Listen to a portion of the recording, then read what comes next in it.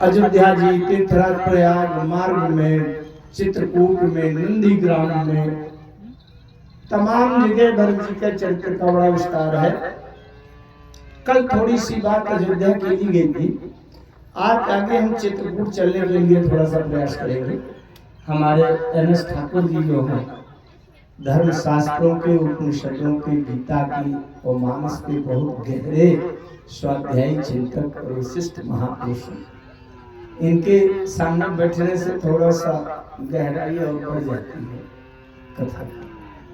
एक चौपाई आई है जो लगभग सभी को आती है कि जग जप राम, राम जप जेहि, भरत सरिस को राम सनेहि। इसका सामान्य अर्थ तो होता है जग जप राम, पूरा संसार राम के नाम का जप करता है। यहाँ तक सामान्य लोगों की बात तो छोड़िए, त्रिलोकीनाथ भगवान शंकर हैं, तो भगवती जगदम्बा पार्वती जी ने कहा भोलेनाथ से कि भोलेनाथ आपका काम तो बड़ा अटपटा है, न दिन में छुट्टी, न रात में छुट्टी, न संडे, न कोई त्योहार, न पर्व, 24 घंटे अपने काम में क्या करते हैं? बोले तुम पुनि राम राम दिन राती। शंकर जी को कोई छुट्टी नहीं, न दिन में न रात। सागर जपो अनंग राती। अच्छा, अपने निर्धारित समय से ज्यादा अगर कोई काम बढ़ा दिया जाए तो फिर उस काम में श्रद्धा नहीं रह जाती, बोझ ढोना हो जाता। हमसे कोई कहे कि 18 घंटे मंत्र का जाप करो, 10-12 घंटे लगातार कथा सुनाओ, तो एक निश्चित निर्धारित समय के बाद वो कथा सुनाना भी बोझ हो जाएगा कि नहीं? लेकिन अद्भुत शंकर जी का अद्भुत श्रद्धा और निष्ठा राम नाम में। भगवती जगदम्बा पार्वती जी कह रही है तुम पुनि राम राम दिन राती, और दिन रात काम करते हुए, राम राम जपते हुए भी बोझ नहीं, साधर।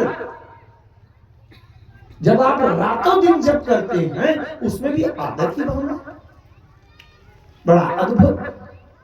अच्छा, तो इसका मतलब संसार के लिए 3 लोग 14 भुवन के लिए जाप्य कौन है? राम जी। त्रिपुटी में ज्ञाता ज्ञान ज्ञे, ध्याता ध्यान ध्येय, जापक जप जाप्य, ये होता है दृष्टा दर्शन और दृश्य। तो इसमें जापक जप और जाप्य, ये 3 को समझना चाहिए।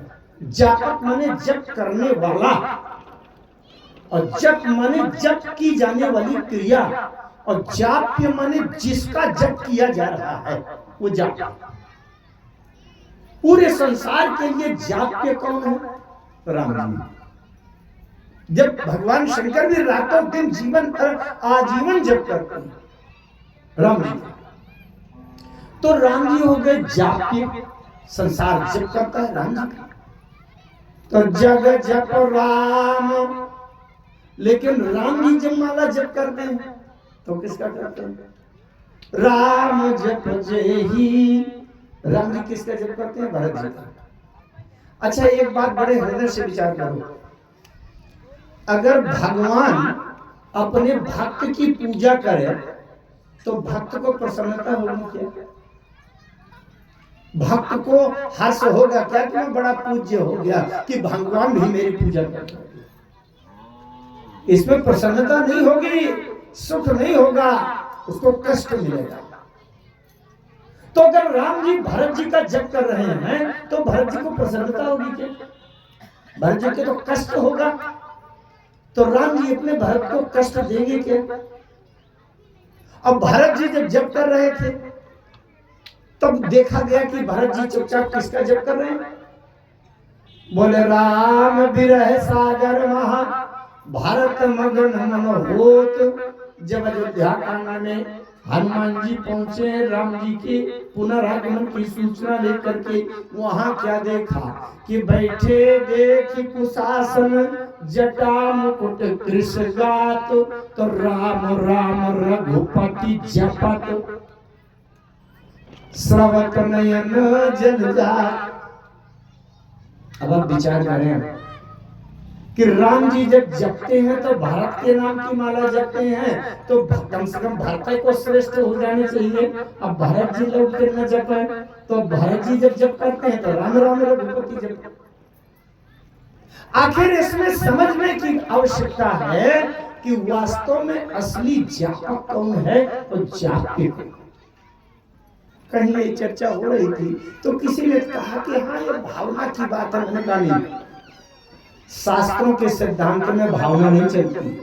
भावना केवल व्यक्तिगत अपने हृदय के समर्पण के लिए चलती है, लेकिन समाज को जब शिक्षा देना है, समाज में जब आदर्श स्थापित करना है, तो शास्त्र के सिद्धांत का उल्लंघन करके कोई भावना नहीं चलती। वो तो कलयुग का लक्षण हो जाएगा, मारे विश्व जाकर हो जाएगा। नहीं, अपने हृदय के लिए तो भावुकता की बात है। हम व्यक्तिगत अपने हृदय की भावना की संतुष्टि के लिए जो हमारा भाव हो तो समर्पण अवश्य कर दे, लेकिन संसार में वो दूसरे के लिए अनुकरणीय, आचरणीय और शिक्षा उपदेश ये नहीं हो सकता। लेकिन ये तो खुलेआम धर्म शास्त्र में, ग्रंथ में, रामचरितमानस में लिखा गया, जग जप राम राम जप जेहि, भरत सरिस को राम सने। आइए इस सिद्धांत को समझने के लिए मैं एक प्रसंग को लेता हूँ। थोड़ा सा कठिन तो लगेगा आपको, लेकिन अब हमारे ठाकुर जी सामने बैठे हैं कुछ ना कुछ गहराई में चला। भारत जी जब चित्रकूट की ओर जा रहे थे, चित्रकूट की भूमि क्या है, ये सामान्य नहीं है। एक तो ये शरीर देहवाद है, होता है, और ये शरीर स्थूल शरीर से आगे जब हम प्रवेश करते हैं तो सूक्ष्म शरीर होता है, जिसमें अंतःकरण चतुष्टय होते हैं, जिसके अंदर मन बुद्धि चित्त और अहंकार होता है। और उसके बाद तीसरा शरीर होता आत्मा, आत्मा जिसको कारण कहते हैं, स्थूल सूक्ष्म और कारण। एक बात बताऊं, गोस्वामी तुलसीदास जी महाराज की इतनी बड़ी कृपा, इतना बड़ा उपकार हमारे ऊपर हुआ है भैया।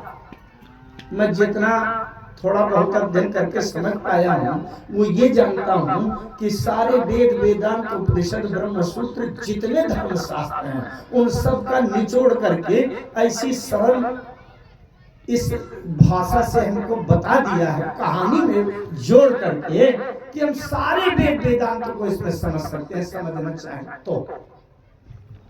ये चित्रकूट क्या है? राम कथा में 4 नगरों की चर्चा आई है, 4 नगरों की, अयोध्या, जनकपुर, चित्रकूट और लंका। अयोध्या मन का नगर है, मन के नगर में ये ध्यान होता है, और जनकपुर ज्ञान का नगर है, वहां ज्ञानी जनक ही रहते हैं।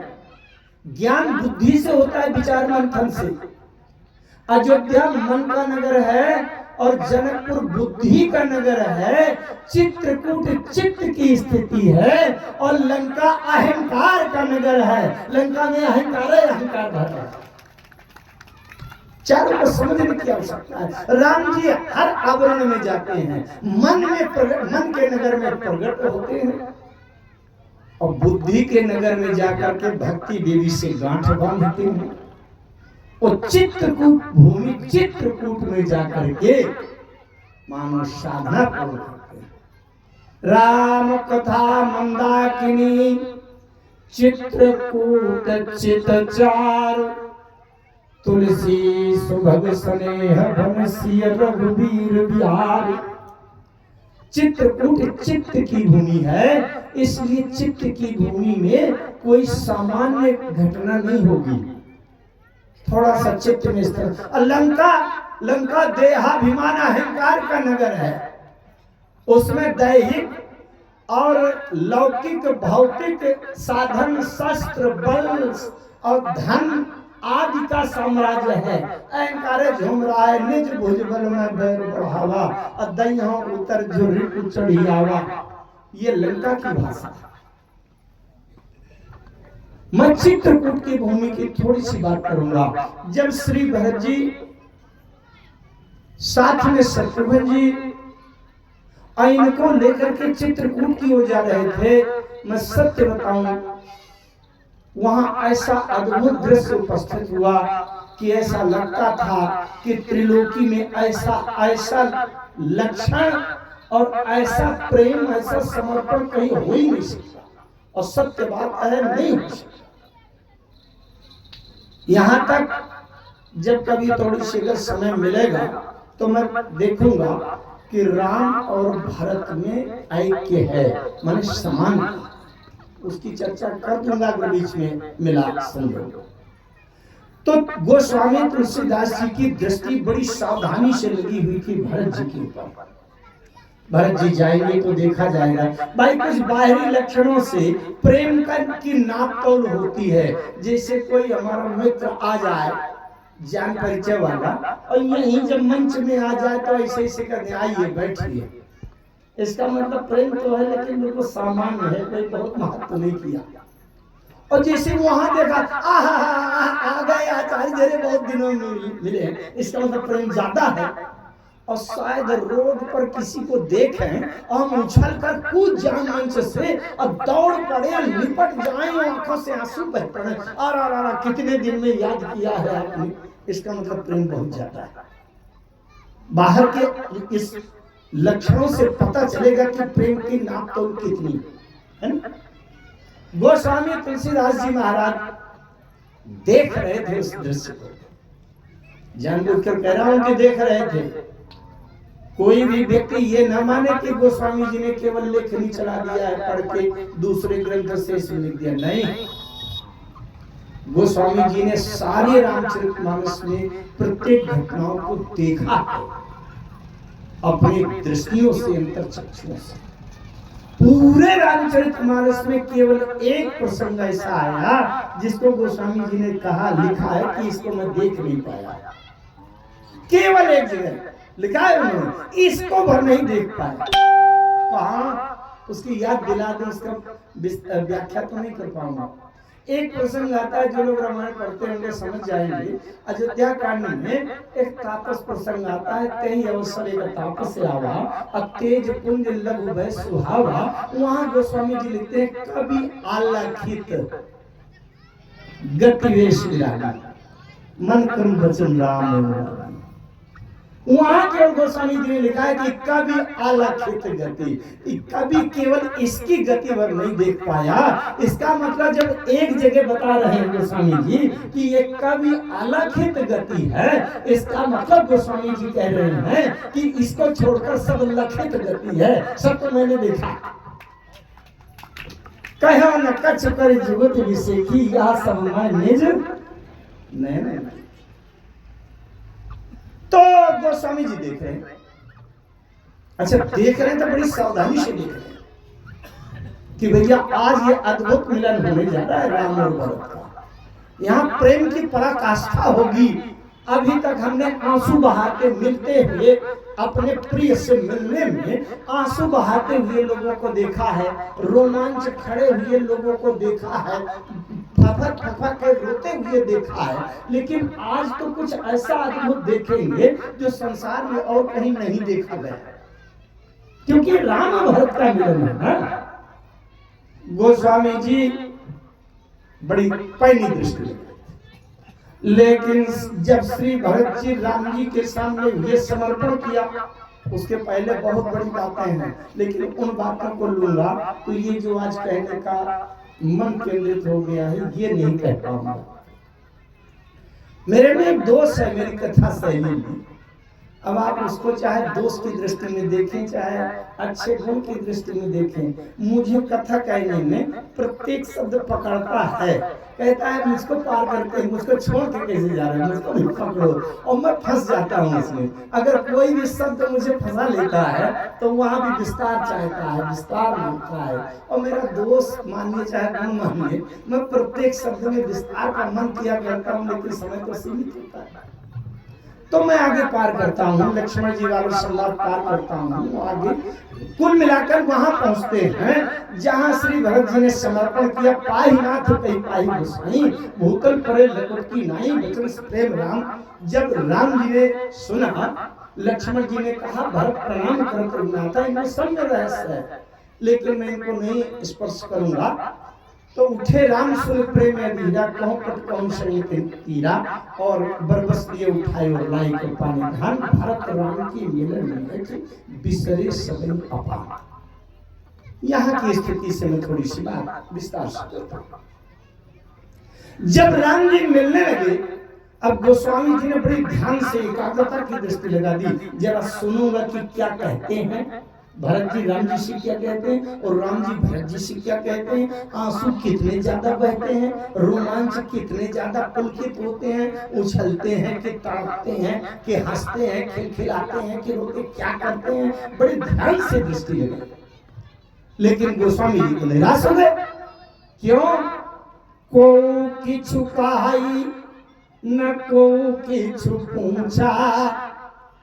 बड़ी देर हो गई, राम जी भरत जी लिपटे पड़े हैं, न राम जी भरत से पूछ रहे क्यों भरत तुम पूरी प्रवासियों को लिवा करके क्यों यहाँ आ गए, न भरत जी राम से कह रहे प्रभु आप मुझे छोड़कर कैसे चले आए, मैं तो अनाथ हो गया। ये कुछ कह ही नहीं रहे। हम जैसे सभी लोगों ने गोस्वामी जी से प्रार्थना किया, अरे गोस्वामी जी महाराज बताइए प्रेम कैसा है, कौन सा लक्षण है। गोस्वामी जी कहते हैं कैसे बताऊं, कुछ सहारा नहीं मिलता। कवि को और संगीत के नृत्यकार को एक ही सहारा होता है। कवि अर्थ आखर बल सांचा। कवि को यदि किसी बात का, किसी भाव का अर्थ बता दिया जाए तो हो सकता है वो काव्य के छंद में शब्द लिख देगा, अथवा किसी काव्य छंद के शब्द बता दिए जाएं तो उसका अर्थ भाव बता देगा। लेकिन जहां न भाव है, न शब्द है, न अर्थ है, कुछ है ही नहीं, और कवि से पूछा जाए कि बता क्या है, कवि कैसे लिखे। कुछ शब्द सुनाई पड़ते राम जी के भरत जी के बीच में, तो शब्दों का अर्थ समझ करके गोस्वामी जी की लिखनी चल जाती कि ये बात कही। न कोई भाव दिखाई पड़ रहा, न कोई व्यवहार दिखाई पड़ रहा। क्या हो रहा? क्योंकि अनुहारे ताल गति ही नट नाचा। किसी नृत्यकार से कहा जाए कि नाचो, कोई नाचने वाला हो और उसको सामने खड़ा कर दिया जाए, हाँ नाचो, तो कहेगा भैया ताल तो बजाओ पहले। अब ताल नहीं बज रहा तो नाचेगा कैसे, किस ताल पर नाचेगा, कैसे ठुमका झटका लगेगा कैसे। वो तो जब वाद्य यंत्र में ताल बजेगा उसके अनुसार ही उसके नाचने वाले के हाथ पैर थिरकेंगे। गोस्वामी जी कहते हैं ना तो यहाँ ताल बज रहा, ना तो कोई शब्द निकल रहा, ना कोई अर्थ भाव निकल रहा, मैं कैसे बताऊं। क्यों? थोड़ा सा मैं 2-5 मिनट के लिए एक बहुत गहरी बात वेदांत की लेकर के अब उसको इसमें आपको समझने के लिए प्रयास कर रहा हूं।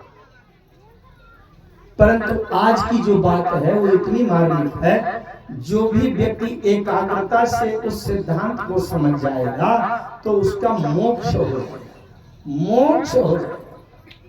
कथा का जो उद्देश्य, बहुत ध्यान से समझिए, मैं उदाहरण दूंगा, प्रयास करूंगा कि बात सरल रहे। जैसे एक समुद्र के किनारे आप गए, ध्यान से समझिएगा उदाहरण। एक समुद्र के किनारे गए, छोटी सी शीशी ले गए आप कांच की 50 ml की, और उसी समुद्र का जल भर लिया और कांच की शीशी में ढक्कन बंद कर दिया और बंद करके उसी समुद्र में डुबा दिया। और वो कांच की शीशी साल 2 साल 100 साल लाखों साल करोड़ों साल समुद्र में डूबी रही। ध्यान से समझिएगा, बहुत गहरी बात है और मानस से बताऊंगा। लेकिन जब भी करोड़ों साल के बाद भी निकालेंगे, यद्यपि जल वही है जो समुद्र में है, वही शीशी में है, लेकिन जब से ढक्कन बंद कर दिया गया तब से करोड़ों वर्ष के बाद भी शीशी को निकालेंगे तो समुद्र का जल अलग और शीशी का जल अलग ही रहेगा। रहेगा ना? ये बात समझने में कठिनाई तो नहीं, बहुत ध्यान से समझिए। ये आत्मा है शीशी के अंदर भरा हुआ जल, और शीशी है अंतःकरण चतुष्टय की परत आवरण, जिसमें मन, बुद्धि, चित्त और अहंकार हैं। और ये पूरा वातावरण है महासागर, परब्रह्म परमात्मा रूपी महासागर में। ये अंतःकरण चतुष्टय की शीशी के अंदर बंद आत्मा रूपी ये शीशी का जल डूबा हुआ है अनादिकाल से अनंत काल तक। लेकिन जब तक मन, बुद्धि, चित्त और अहंकार के अंतःकरण चतुष्टय रूपी वो शीशी की परत तोड़ी नहीं जाएगी, तब तक डूबे रहने के बाद भी आत्मा रूपी शीशी का जल अलग और ये परमात्मा रूपी महासागर का जल अलग ही रहेगा। बात समझ रहे? इन चार को तोड़ना, और ये चार क्या है? चार हैं चंद्रलोक, ब्रह्मलोक, विष्णुलोक और शिवलोक। रामचरितमानस से देखते जाए, बात कठिन है लेकिन मानस से समझने का प्रयास करें। लंका कांड में जब मंदोदरी ने रावण से राम जी के विराट दर्शन का वर्णन किया, पूरे शरीर का वर्णन कर दिया, पद पाताल शीश यज धामा अपर लोक विश्रामा, पूरा वर्णन नहीं करूंगा। फिर जब अंतःकरण चतुष्टय की व्याख्या किया मंदोदरी ने, तो मंदोदरी कह रही है कि अहंकार शिव, बुद्धि अज, मन शशि, चित्त महान, मनुज वासु सचराचर रूप राम भगवान। ये जो चंद्रमा है ना, ये विराट पुरुष परमात्मा का मन। वेद भगवान कहते हैं चंद्रमा मनसो जात चक्षो हो सूर्यो अजायत। चंद्रमा की उत्पत्ति उस परमात्मा के मन से हुई। जिस प्रकार से मन चंचल होता है, इसी प्रकार से सृष्टि में, प्रकृति में सबसे चंचल रचना है चंद्रमा। आज 6 बजे निकलेगा तो कल 7 बजे निकलेगा। रोज आकृति बदल जाती है, समय बदल जाता है, कहीं घटता हुआ होता है तो कभी बढ़ता हुआ होने लगता है। ये चंचलता का लक्षण। तो मन शशि और ब्रह्मा क्या है? ये विराट पुरुष परमात्मा की बुद्धि तत्व है। अहंकार शिव बुद्धि अज। ब्रह्मा जी सरस्वती के स्वामी है ना, सरस्वती बुद्धि की देवी है, इसलिए ब्रह्मा जी बुद्धि के देवता है। ये चंद्रलोक मन है। चित्त महान, महान माने विष्णु। ये जो चित्त है विष्णु की स्थिति है, विष्णु लोक। अहंकार शिव, शंकर जी क्या है? विराट पुरुष परमात्मा का अहंकार। बालकांड में एक प्रसंग आया, मैं उस प्रसंग पर नहीं जाऊंगा, थोड़ा सा संकेत कर। शंकर जी के धनुष को संसार के जीव तोड़ रहे हैं। शंकर जी अहंकार के देवता। अच्छा, शिव के अहंकार को जीव तोड़े, ऐसा कभी संभव है? और शिव जब चाहे तो जीव के अहंकार को ध्वस्त कर सकता है कि नहीं? अरे परमात्मा चाहे तो हम जैसे जीवों का अहंकार चाहे जिस समय मिट्टी में मिला दे, लेकिन कोई जीव शिव के तत्व धनुष को तोड़ पावे? कैसे हो सकता? आइए मैं उधर में जाऊं। फिर मैं केवल आपके समक्ष ये प्रस्तुत कर रहा था कि हमारे अंदर जो सूक्ष्म शरीर है, अंतःकरण चतुष्टय है, मन बुद्धि चित्त और अहंकार है, यही देवलोक, ब्रह्मलोक, विष्णुलोक और शिवलोक हैं। धर्मशास्त्रों में आया, उपनिषद में आया, गीता में आया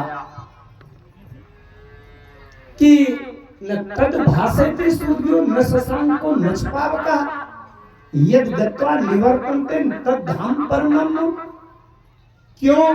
क्योंकि यहाँ से लेकर ब्रह्मलोक तक जो जीव जाता है ब्रह्म भुवनान लोका पुनरावर्तिनो अर्जुन। हर बात कठिन भी न हो इसलिए फिर से मानस में आऊं। मैं गीता में पहुंच गया था। यहाँ से जीव ब्रह्मलोक तक जाएगा तो अभी भीतर है, बाहर नहीं जा पाएगा।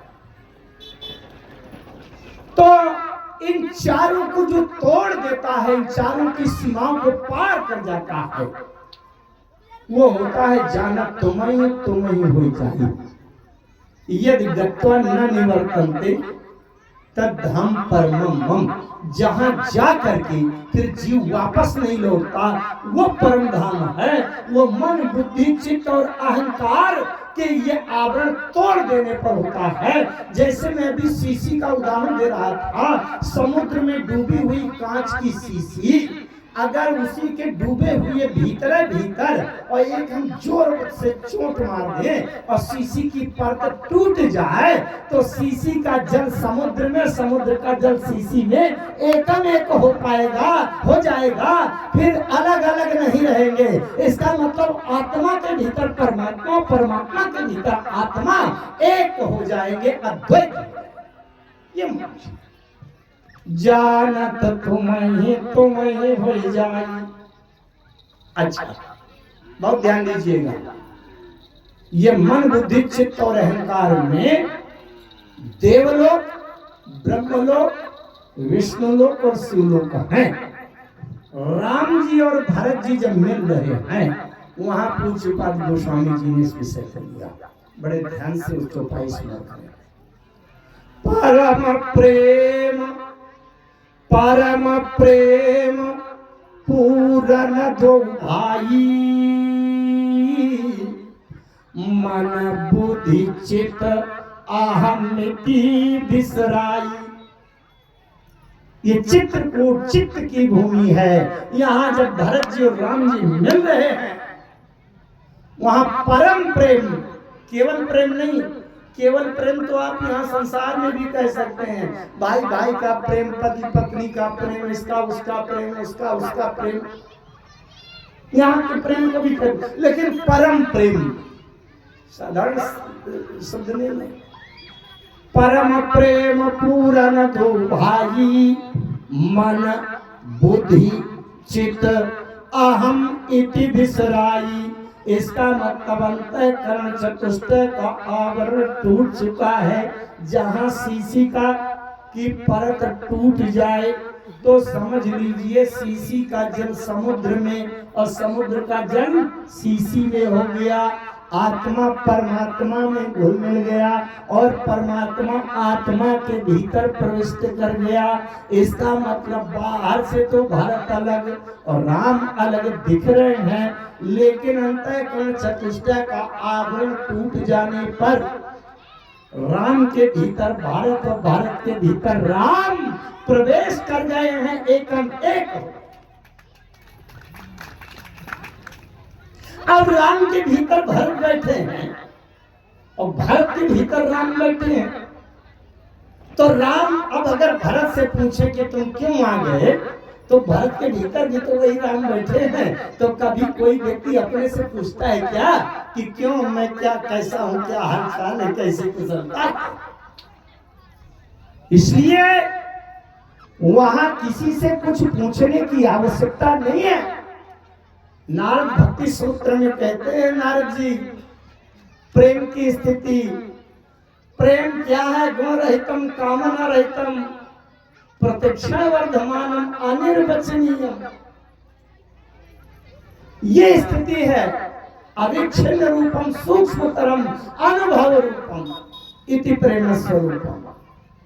भरत जी परम प्रेम, केवल भरत जी नहीं, परम प्रेम पूरन और दो भाई। अगर दोनों भाई के स्तर में थोड़ा बहुत ऊंच नीच का अंतर होता तो भी कोई ना कोई बीच में अंतर भेद और स्तर अंतर आवरण परत रह जाती, लेकिन परम प्रेम पूरन दो भाई। दोनों भाई संसार के प्रेम नहीं परम प्रेम से परिपूर्ण हो गए। वहां कुछ नहीं है, न मन की सोच है, न बुद्धि का विचार है, न चित्त की स्थिति है, न मैं का पता है, अहम का पता कि मैं कौन हूं। ये परम प्रेम पूरन दो भाई, मन बुद्धि चित्त अहम की बिसराई। काहुस प्रेम प्रगट को करई, अके ही छाया कभी मति अनुसरई। क्योंकि कभी ही अर्थ आखर भल सांचा, अनुहरि ताल गति नटनाचा। एक थोड़ी सी बात और मैं बीच में लाऊं, अगली चौपाई का एक शब्द समझने के लिए। वहां आगे की चौपाई एक आती है, आगम स्नेह भरत रघुबर को, जहां न जाई मन विधि हरि हर को।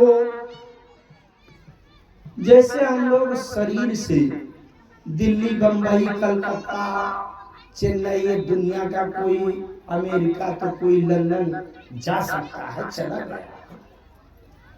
और जहां शरीर नहीं जा सकता वहां की बातें सुन लेते हैं। हम अगर नहीं अमेरिका लंदन गए तो हमारे कोई आयोजक श्रद्धालु मित्र हुए आए हैं, वो दो चार बातें वहां की बता सकते हैं। तो जहां हमारा शरीर नहीं गया वहां की बातें सुन लेते हैं। अच्छा, जहां की बातें सुनने में भी नहीं आती तो मन सोच लेता है। क्या सोच लेता है? शांताकारम भुजग शयनम। मन ने सोच लिया कि भगवान श्री हरि नारायण जहाँ है वहाँ सांप बहुत बड़ा लेटा हुआ है, अब बिल्कुल शांत है, वहाँ कोई शोरगुल हल्ला गुल्ला का कोई है ही नहीं है, शांत वातावरण, शांत आकार है। और बहुत बड़ा सांप लेटा है, खूब दूध भरा है, पीते रहो, सांप को भी कह दिया खूब पियो, और लेटे हैं।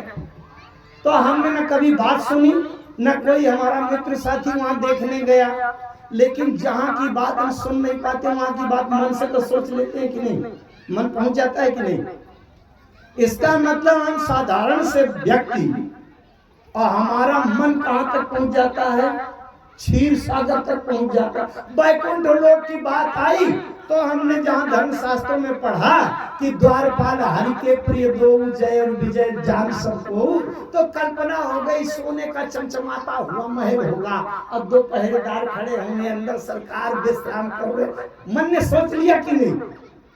इसका मतलब जहां हम जा नहीं पाते, सुन नहीं पाते, वहां की बात सोच लेते हैं। जब हमारा मन कैलाश पर्वत पहुंच जाएगा, कर्पूर गौरम करुणावतारम में पहुंच जाता है, शांताकारम भुजग शयनम में पहुंच जाता है, तो हमारा मन वहां तक पहुंच गया, तो ब्रह्मा विष्णु महेश का मन कहां तक पहुंचता होगा? समझ रहे हैं? ब्रह्मा विष्णु महेश का मन कहां तक पहुंचता होगा? लेकिन जब राम और भरत का मिलन हो रहा था, उस स्थिति के बारे में जब पूछा गया तो आगम स्नेह भरत रघुबर को, अजहन जाय मन विधि हरिहर को। जहां ब्रह्मा विष्णु और महेश, शरीर से तो बात छोड़िए, ब्रह्मा विष्णु महेश का मन भी नहीं पहुंच पाता। और ये पूरा का पूरा अंतःकरण चतुष्टय है, जहां न जाई मन, मन माने चंद्रलोक, विधि हरिहर माने बुद्धि चित्त और अहंकार, ये पहुंचे नहीं सकते, ये नीचे छूट गए और उनकी सीमा को पार करके वो आगे पहुंच गए। दोनों। मैं एक बात ये बीच में कहना चाह रहा था, अगले चौपाई का एक शब्द समझने के लिए, कि बाल कांड में जब गोस्वामी जी रामचरितमानस की रचना करने के लिए बैठते हैं लेखन के लिए, तो गोस्वामी जी बार बार कहते हैं, निज बुद्धि बल भरोसा महिनाही, ताते विनय करम सब पाही। मतियति नीचऊ चरुचिया छी चाहिए अमी जग जुरैन छाछी मन मति रंक मनोरथ राम। ये कह रहे हैं माने गोस्वामी जी कह रहे हैं मुझ में कोई बुद्धि नहीं है, कोई ज्ञान नहीं है, हिम्मत नहीं है, साहस नहीं है। और अचानक से एक चौपाई में लिख दिया कि रामचरित मानस कवि तुलसी। अचानक एक चौपाई में लिख दिया रामचरितमानस कवि तुलसी। रामचरितमानस क्या कवित्व करने वाला है तुलसी। गोस्वामी जी से पूछा गया महाराज अभी तो आप कह रहे थे निज बुद्धि बल भरोसेमय नहीं, अब ये भीतर से इतनी हिम्मत कहां से आ गई कि जो ललकार दिया कि रामचरितमानस कवि तुलसी। गोस्वामी जी ने कहा सुनो, कोई आदमी फकीर भोपड़ा है, उसके नहीं है 100 रुपया, लेकिन एक दिन अगर अनिल अंबानी ललकार दे कि तुम चिंता न करना, तुम्हें काम पड़ जाए तो मेरी पूरी संपत्ति नाम है तुम्हारी, तब तो उधार देगा कि नहीं? 3 करोड़ की भी जरूरत होगा तो कहेगा बताना जब देना हो तुरंत दे देगा। क्यों? क्योंकि अनिल अंबानी ने ललकार दिया है। तो गोस्वामी जी कहते हैं शंभु प्रसाद सुमति ही अहुलसी, तो रामचरित मानस कवि तुलसी। भगवान शंकर स्वप्न में आए तो गोस्वामी जी से कहा कि तुम चिंता न करो, रामचरित तुम भाषा में लिखो। अब मेरा वरदान है कि सामवेद से ऊपर मान्यता होगी तुम्हारे इस हिंदी भाषा की रचना लेखन की। गोस्वामी जी ने कहा भोलेनाथ हिम्मत नहीं पड़ती, कहा राम जी के चरित्र जहां वेद पार नहीं पाते, नेति नेति जी वेद नहीं रुकता, नेति नेति नितने उद्गम का, जहां ब्रह्मा जी की बुद्धि, शंकर जी की बुद्धि, शेषनाग की वाणी, सरस्वती की वाणी, ये सब अधूरे में अटक जाती हैं। मैं कैसे कह पाऊंगा? शंकर जी ने कहा तुलसी तुम चिंता न करना, जहां तुम्हें समझ में ना आवे और जहां लेखनी रुके वहां मुझसे बताना, मैं पूरी सहायता करूंगा। जब त्रिलोकीनाथ भूत भावन काशी विश्वनाथ भगवान ने ललकार दिया गोस्वामी जी को कि तुम्हें जहां समझ में ना आवे और जहां तुम्हारी लेखनी रुके मुझसे बताना, मैं सब बताऊंगा। तो गोस्वामी जी की कायदे करने से फिर ललकार दिया शंभु प्रसाद सुमति ही अहुलसी, रामचरित मानस कवि तुलसी। ऐसे कई प्रसंग हैं जहां गोस्वामी जी की लेखनी की सामर्थ्य से बाहर कोई मर्म आया। अब गोस्वामी जी की लेखनी थोड़ा सा ठहरी, भगवान भोलेनाथ त्रिलोकीनाथ ने तुरंत उसको आगे बढ़ाने के लिए और वहां से सुझाव दे दिया, प्रेरणा दे दी। गोस्वामी जी ने लिखा है मानस में है, लेकिन सबको यहाँ निकालने के लिए समय नहीं है। इसलिए अब गोस्वामी जी को तो विश्वास रहता था जहां मेरी बात समझ में बात नहीं आएगी, जहां लिखनी रुकेगी, मैं भोलेनाथ से कह दूंगा। भोलेनाथ इतने बड़े भंडारी हैं, भोलेनाथ शंकर जी साधारण ब्रह्मा है। अरे नमामि सुमीशान निर्वाण रूपम विभुम व्यापकम ब्रह्म वेद स्वरूपम। ब्रह्म है, वेद स्वरूप है। जहां लेखनी रुकेगी मैं तुरंत भोलेनाथ से कहूंगा भोलेनाथ बताओ, बता देंगे। अब जब राम भरत का मिलन चित्रकूट में हो रहा है, वहां पर गोस्वामी जी ताक में बैठे हैं, दृष्टि केंद्रित किए हैं। राम भरत के जैसे लक्षण देखेंगे कि आंसू कितने गहरे गिर रहे हैं, शब्द कौन से बोली जा रहे हैं, रोमांच कितने ज्यादा हो रहे हैं, कितना खपक रहे हैं, तुरंत मैं नाप तौल कर लूंगा कि प्रेम कितना कम ज्यादा, अब तुरंत लिख दूंगा। लेकिन जब वहां देखा ना तो एक शब्द भरत जी राम से कह रहे, को किछु कहे न को किछु पूछा, केवल एक बात थी, को किछु कहे न को किछु पूछा, प्रेम भरा मन निज गति छूछा अपनी सारी गति, क्या सोचे थे, क्या कहेंगे, कैसा होगा, वो सब खाली हो गई। अब प्रेम भरा मन, केवल प्रेम ही प्रेम का महासागर साम्राज्य है। वहां कोई शब्द नहीं है, ना कोई और लक्ष्य।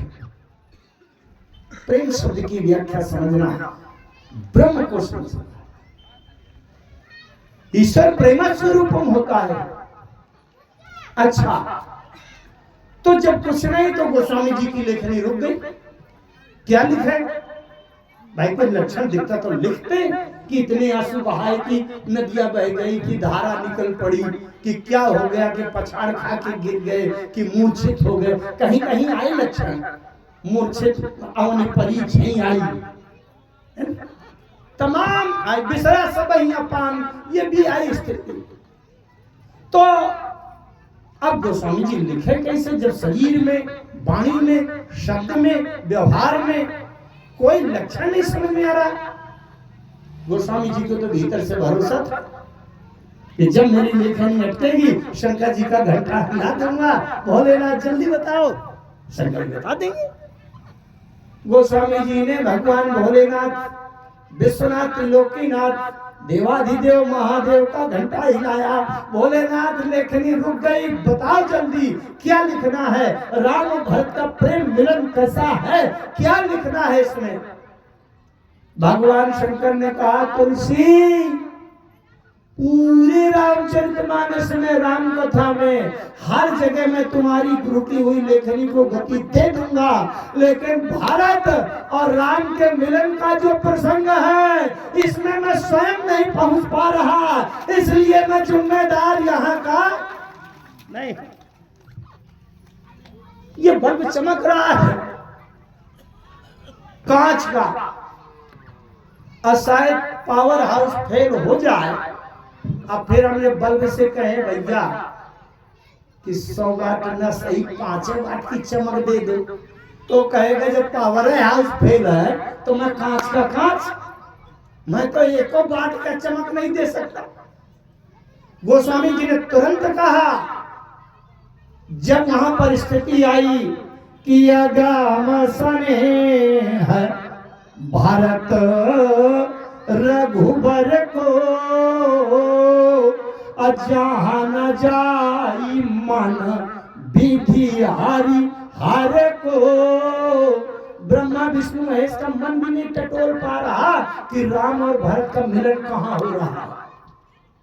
गोस्वामी जी ने भोलेनाथ से पूछा, क्या लिखूं? शंकर जी ने कहा, मैं कुछ नहीं यहाँ सहायता कर सकता, तुम जाने, तुम्हारी लेखनी जाना है, मेरी समझ से बाहर है। तो तुरंत गोस्वामी जी ने लिख दिया कि सो मैं कुमति कहाँ के ही भांति। क्यों? क्योंकि रामचरितमानस का कवि सुमति होने पर उसने दावा किया था कि रामचरितमानस कवि तुलसी। अब सुमति कहाँ से मिली थी?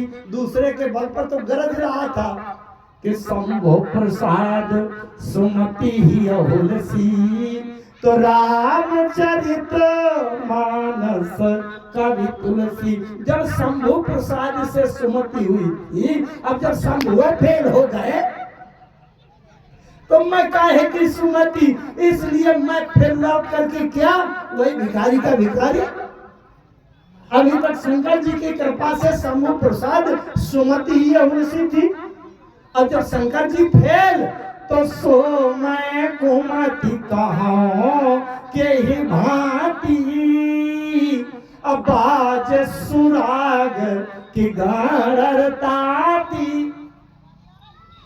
आप लोगों ने देखा होगा, जैसे सितार है, वायलिन है, ये जब जो तार के वाद्य यंत्र जब बजाए जाते हैं उसमें घर्षण करके ऐसे उसमें पतले पतले तार लगे होते हैं। वो तार विशेष क्वालिटी के होते हैं, विशेष होते हैं, ऐसा नहीं है कि क्या है, वो जहाँ जो मोटा पतला मजबूत क्या कैसा वो उसी तरह का लगाया। किसी के पास वो तार नहीं थे तो गाड़ल एक घास होती है और घास का बीच का फंसा निकाल के जोड़ दिया जाए और वायलिन वाले से, सितार वाले से कहा जाए अच्छा राग बजाओ, तो बताओ घास बांध कर और उसमें रगड़ने से राग निकलेगा? गोस्वामी जी कहते हैं कि गाणर ताती, गाणर एक घास है और उसकी तांत माने उसके बीच का तार निकाल के बांध दिया जाए और उसमें अच्छा राग बजावे कोई, सोच है तो कभी निकलेगा। तो सो मैं कुमति कहूं के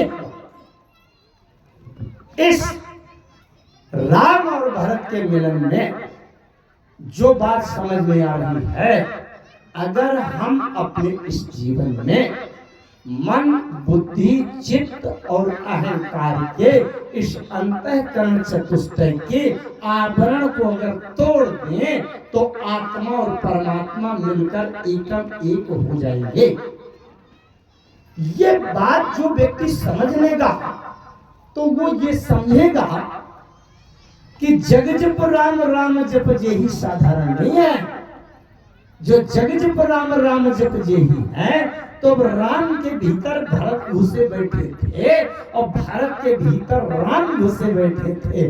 जिस समय जग जप राम राम जप जेहि हो रहा है, तो राम के शरीर के भीतर जो भरत बैठे थे वो भरत के भीतर घुसे बैठे राम का जप कर रहे थे, जिसको बाहर से देखने वाले ने कह दिया कि जग जप राम राम जप जेहि, और भरत सर इसको हंसे। लेकिन जिस समय भरत जी को देखा गया तो भरत जी के यथार्थ भरत राम राम रघुपति जपत श्रवत नयन। ये अभी समय क्या हुआ, क्या बोले, अभी है टाइम? अच्छा, मैं एक बिंदु छोड़ी आया हूं, उसको बीच में राम और भरत एक सम, ये बिंदु थोड़ा सा समझने में बीच में छोड़ आया था कि समय नहीं रहेगा तो फिर देखेंगे। अच्छा,